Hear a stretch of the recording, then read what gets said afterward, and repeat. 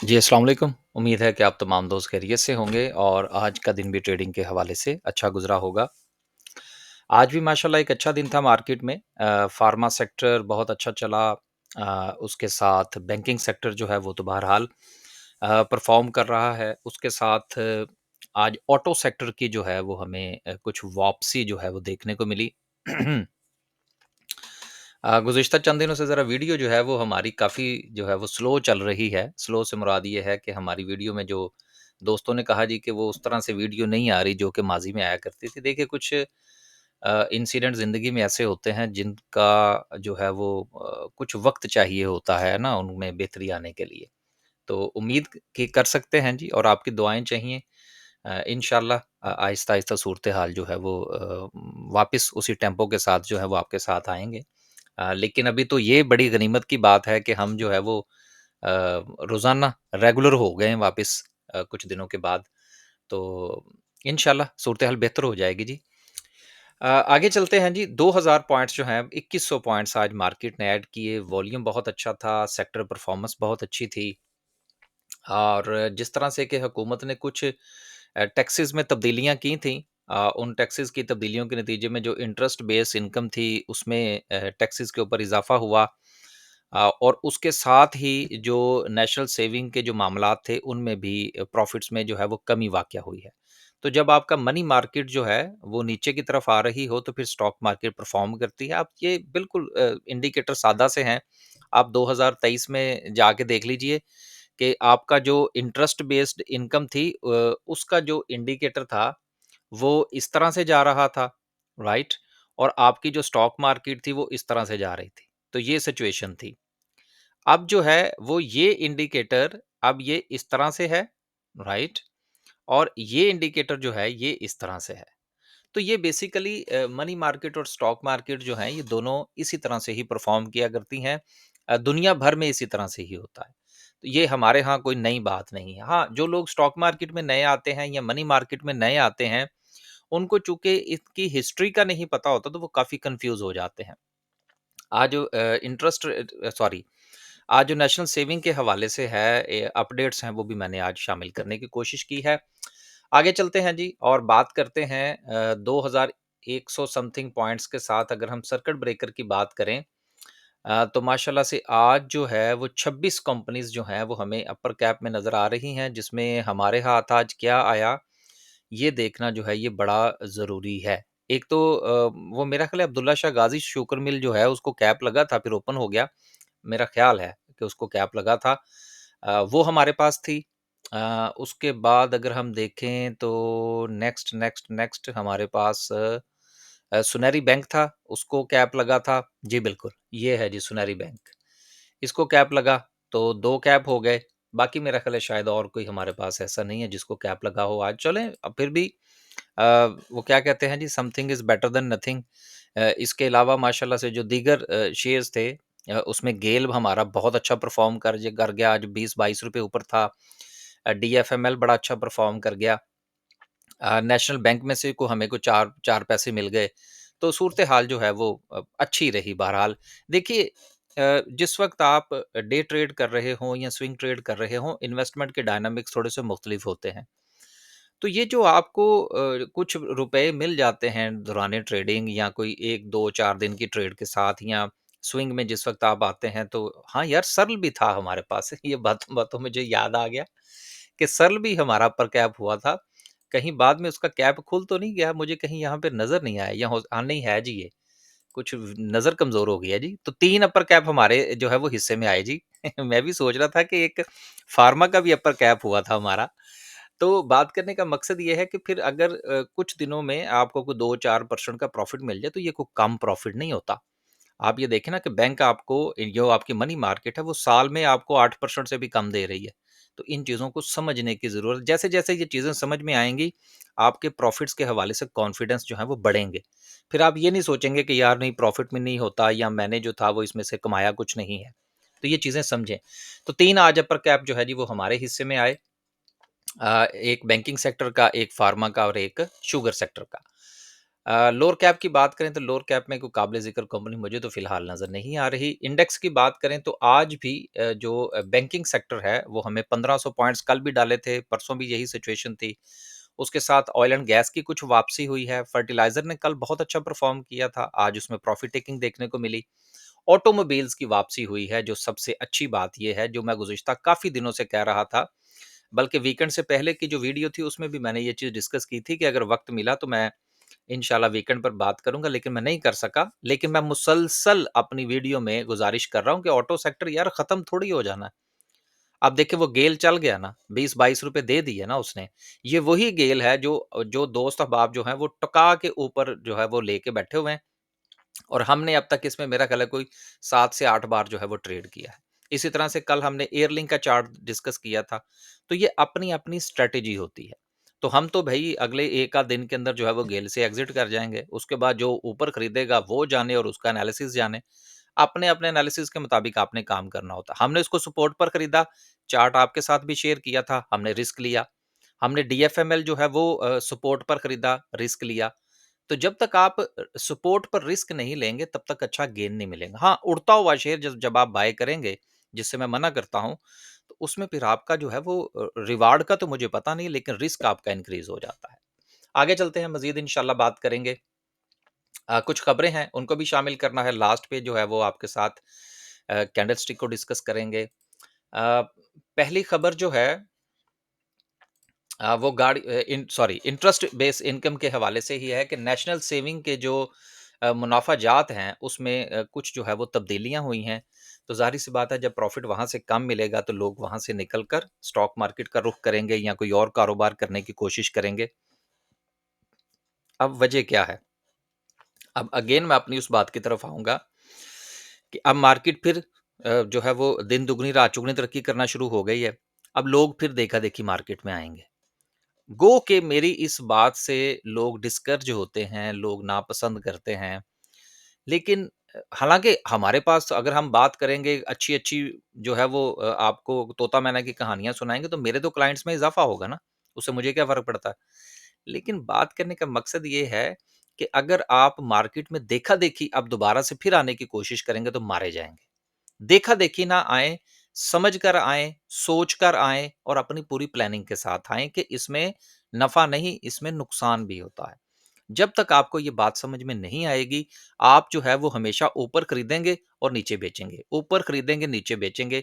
ये बहुत सारे लोगों की क जो है वो स्टोरीज़ हमारे हम तक पहुँची हैं और बहुत सारे लोग जो हैं वो तो आपको याद होना चाहिए कि लोगों ने जो था वो एग्ज़िट कर दिया था जी, लॉस बुक कर लिया था। अब उनके साथ क्या हो रहा है ये मेरे इल्म में नहीं है। आगे चलते हैं जी। जो नेशनल सेविंग में जो तब्दीलियाँ हुई हैं, ज़ाहिर-सी बात है उसका चूँकि डायरेक्टली ताल्लुक स्टॉक मार्केट के साथ है तो गौर फरमाइए। डिफेंस सेविंग सर्टिफिकेट्स थे उसमें कोई ख़ास तो बहरहाल कमी नहीं हुई, लेकिन फिर भी उसमें से 15 पॉइंट्स निकले हैं। देन सबसे ज़्यादा जो मैं चीज़ जिसके ऊपर बात करना चाह रहा था वो सेविंग अकाउंट था, जिसका ताल्लुक जो है वो नेशनल सेविंग के साथ है। उसमें से पूरे 100 पॉइंट्स जो है यानी कि उसमें से अच्छा खासा जो है इसके ऊपर डेंट पड़ा है। अब ये जो पैसा नेशनल सेविंग में पड़ा हुआ है और ये प्रॉफ़िट्स में कमी वाक़या हुई है, ये भी अब मार्केट को जो है सपोर्ट करेगा। ये चीज़ें होती हैं जिसको हम आपस में लिंकेज करके एनालिसिस जो है वो बनाते हैं कि अब इम्पैक्ट जो है वो पॉज़िटिव कहाँ पर आ सकता है और नेगेटिव कहाँ पर आ सकता है। बाकी अगर आपका पैसा जो है वो नेशनल सेविंग में पड़ा हुआ है, तो आप मज़ीद यहाँ से देख लीजिएगा। इस शामिल करने का मकसद ये था कि ये स्टॉक मार्केट के लिए एक पॉज़िटिव खबर है। अगली खबर जो है वो गाड़ियों के हवाले से है कि जिसके जिसके बारे में ये कहा जा रहा था कि जी गाड़ियाँ जो इम्पोर्ट करने की इजाज़त दी गई है, उसके बाद जो आपका ऑटो सेक्टर है वो तो ख़त्म हो जाएगा। देखिए सेक्टर्स कभी ख़त्म नहीं हुआ करते। चीज़ों के ऊपर जो है वो बुरा वक़्त आता है, स्विंग्स आती हैं, उनका इम्पैक्ट्स आते हैं, चीज़ें ख़त्म नहीं होती। सिर्फ़ आपने ये देखना होता है कि आप उस वक़्त में उसके साथ जो है वो किस तरह से एक्ट करते हैं। नज़र नहीं आ रहा, डाटा आएगा तो फिर इंशाल्लाह शेयर करेंगे। अभी तो ऑटो सेक्टर की वापसी हो रही है। गेल और बाकी जो है वो बहुत अच्छा परफ़ॉर्म कर रहे हैं, फिलहाल उसको एन्जॉय करें। आखिर में जो है वो डिस्कस करते हैं आज की कैंडल को। कैंडल से पहले हमारी जो सिचुएशन थी जिसमें हमने आपके साथ जो है वो कुछ चीज़ें डिस्कस की हैं। उनका गेल हमने कहाँ पर बाय किया था, ये ज़रा आपके साथ अगर हम थोड़ा-सा शेयर कर लें। हमने इसको 381 पर बाय किया था। आज देख लें इसकी कहाँ पर क्लोजिंग है, इस पॉइंट ऑफ व्यू से देखें तो अच्छा खासा प्रॉफ़िट जो है वो आपको नज़र आए। तो हम बात करते हैं, अगला जो है वो हमारे पास है सर्ल। सर्ल जो है वो हमने खरीदा था 8960 के ऊपर, और देन इसकी जो रेजिस्टेंस थी वो हम 94 की लेकर चल रहे थे, फिर उसके बाद 96, एंड देन फिर अब ज़ाहिर-सी बात है फिर तो कैप हो गया ना, सिचुएशन बदल गई। इसके अलावा जो था हमारे पास, वो हमने डीएफएमएल बाय किया था, वो हमने 3450 पे बाय किया था। आज इसने भी अराउंड जो है वो 38 समथिंग जो है वो हमें दिखाया है। बात करने का मकसद ये है कि रिस्क आपने लेना होता है सपोर्ट के ऊपर। तो हमारी कोशिश यही होती है कि सपोर्ट के ऊपर बाय किया जाए, रिस्क लिया जाए, और रिस्क के बगैर स्टॉक मार्केट में काम नहीं हो सकता। अगर आप भी हमारा ग्रुप जॉइन करना चाहते हैं, अपना पोर्टफोलियो डिस्कस करना चाहते हैं, या स्टॉक मार्केट में अकाउंट ओपन करवाना चाहते हैं, तो ये All you need to potentially start trading profitably is a laptop, an internet connection, and 1 hour a day. If you video have है these three उसकी things डिस्क्रिप्शन and you से want to आपको ये learn how तमाम to के trade, तमाम I will show you. तफ़सीलात जो हैं वो मिल जाएँगी। अगर आप ये हमारी वीडियो की डिस्क्रिप्शन में आएँगे, तो यहाँ पर ये हमारा जो डे ग्रुप है उसकी तफ़सीलात मेंशन है, स्विंग की हैं, इन्वेस्टर का ग्रुप है, और उसके साथ ये हमारा व्हाट्सएप चैनल है जो कि फ्री है। लेकिन ये ग्रुप्स जो हैं ये सारे पेड हैं। अगर आप अकाउंट ओपन करवाना चाहते हैं तो उसके लिए भी कॉन्टैक्ट नंबर दिया हुआ है। वापस चलते हैं जी और डिस्कस करते हैं आज की कैंडल को। देखिए, कैंडल में सबसे पहले जो बात हम कल कर रहे थे उसके ऊपर थोड़ा-सा जो है वो हमें नज़र दौड़ानी पड़ेगी कि कल हमने क्या डिस्कस किया था। हमने डिस्कस ये किया था कि मार्केट के पास इस वक़्त जो रेजिस्टेंस है, अगर मार्केट उसको ब्रेक करती है तो देन मार्केट में एक अच्छी मूव अगेन बन सकती है, जो कि बनी। अब छोटे टाइम फ्रेम के ऊपर और बड़े टाइम फ्रेम के ऊपर मार्केट की रेजिस्टेंस क्या हो सकती है, लेकिन अगेन मैं अपनी उसी बात की तरफ आऊँगा कि भाई ऊपर वाले लेवल की हमें इतनी फ़िक्र नहीं है जितनी निचले वाले लेवल की फ़िक्र है। अब निचले वाले लेवल की फ़िक्र क्यों है? लॉस उस वक़्त होगा जब मार्केट नीचे जाएगी। तो हमने ऊपर कम देखना है, नीचे की तरफ ध्यान ज़्यादा देखना है। जब तक हम अपने लॉस की तरफ ध्यान नहीं देंगे, देखें स्टॉक मार्केट में अगर आप गूगल करें तो कहा यह जाता है कि कोई 93% लोग जो हैं, चलें इसको थोड़ा-सा सेव कर लें, 90% लोग जो हैं वो स्टॉक मार्केट में लूज़ करते हैं, 7 टू 10% लोग जो हैं वो मार्केट में कमाते हैं। तो यार जो लूज़ करते हैं, वो लॉस की वजह से करते हैं ना, तो फिर कंट्रोल किसको करना है? प्रॉफिट को कि लॉस को? लॉस को। और लॉस कंट्रोल आप कब करेंगे? जब आप सपोर्ट के ऊपर नज़र रखेंगे, यानी कि निचले लेवल के ऊपर नज़र रखेंगे। होता ये है बेसिकली कि अगर आप पूरा यूट्यूब उठाकर देख लें, तो मुझ समेत हम जितने भी दोस्त हैं, हम सब के सब तोता मैना की कहानियाँ सुना रहे होते हैं डबल ट्रिपल की। ऊपर ही ऊपर, ऊपर ही ऊपर। होता क्या है? नीचे की तरफ ध्यान नहीं जाता, लोग फँसे होते हैं। वही लोग जो हैं वो गेल को 470 पता नहीं कहाँ पे खरीद के बैठे होते हैं। वही लोग जो हैं वो सौर के ऊपर ऑक्टोपस को खरीद के बैठे होते हैं। वही लोग जो हैं वो एयरलिंक को टॉप के ऊपर खरीद के बैठे होते हैं। ये वजह होती है, और वैसे भी आमतौर पर कहा गया है कि जब आप ज़मीन पर चल रहे हो तो ध्यान नीचे रखें। आसमान की तरफ देखेंगे तो किसी खड्डे में गिर जाएँगे। माइंड ना कीजिएगा मेरी इन बातों को। लेकिन यहाँ पर भी मैं हमेशा ये कहता हूँ कि यार मार्केट ने ऊपर कितना जाना है ये तो मार्केट ने तय करना है ना, नीचे गई तो हम मारे जाएँगे।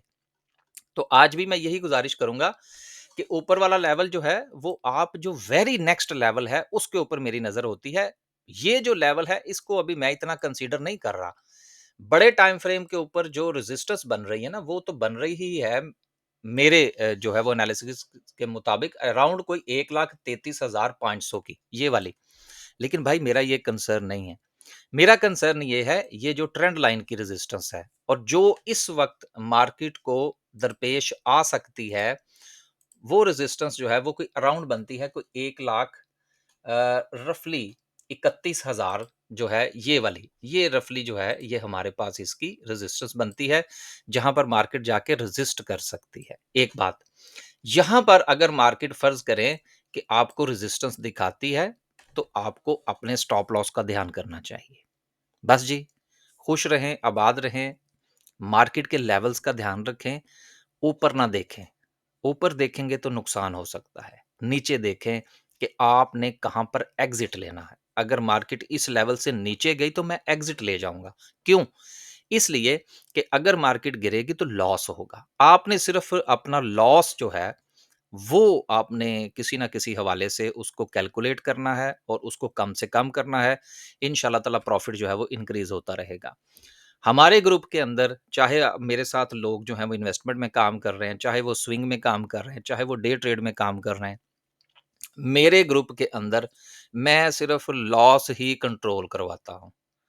स्टॉप लॉस देता हूँ, एग्ज़िट हो गया भई हो छोड़ दें, जान छुड़ाएँ, कोई मसला नहीं है। लटके रहेंगे साथ और देखते रहेंगे अच्छा आज नहीं कल, कल नहीं परसों तो फिर वही होगा जो लोगों के साथ हो रहा है कि मार्केट तो रिकवर कर गई है, लेकिन उनके शेयर्स अभी तक रिकवर नहीं किए।